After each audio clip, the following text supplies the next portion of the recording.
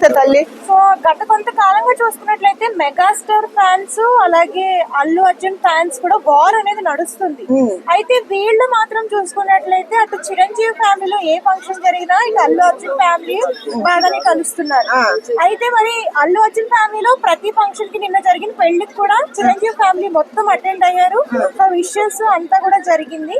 మరి ఫ్యాన్స్ మాత్రమే ఎందుకు ఇట్లా కొట్టుకుంటున్నారు? దీని గురించి మీకు నేను దీని గురించి ఒక మాటలో చదువుతా. వీళ్ళకి రోగం పుట్టింది కాబట్టి వీళ్ళ కోసం వాళ్ళ ఫ్యామిలీ విడిపోవాలనా? వాళ్ళు చెప్పలేదు కదా ఎక్కడ మేము విడిపోతామని, మీరు కొట్టుకోమని.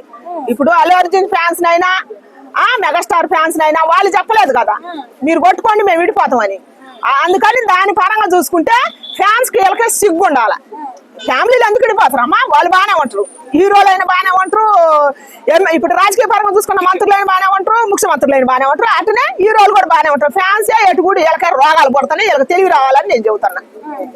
నెక్స్ట్ అంటే దీన్ని బట్టి ఇప్పుడు వాళ్ళ సైడ్ నుంచి కూడా ఏదైనా ఒక సందేశం లాంటిది లేకపోతే ఒక మాట వాళ్ళు కూడా చెప్తే బాగుంటుంది. ఆగదమ్మా, వాళ్ళు ఎందుకు చదువుతారమ్మా? వాళ్ళకి తేట, వీళ్ళకి తేట పుట్టింది, సలుపు పుట్టింది. వీళ్ళు మా ఫ్యాన్స్ గొప్ప, మా హీరో గొప్ప అని వీళ్ళకి తేట పుట్టి వీళ్ళు కొట్టుకుంటారు. వాళ్ళు ఎందుకు చదువుతారు? వాళ్ళు సరదా కొడుతుంటే.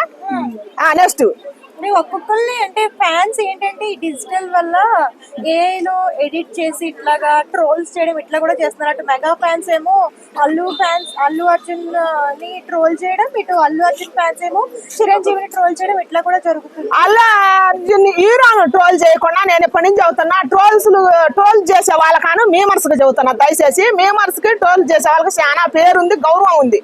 మొన్న ఒక టేజీ మీద సీనియర్ బ్రహ్మానందం గారు కూడా చెప్పిండు వాళ్ళ వల్ల చాలా పేరు వస్తుంది నాకని.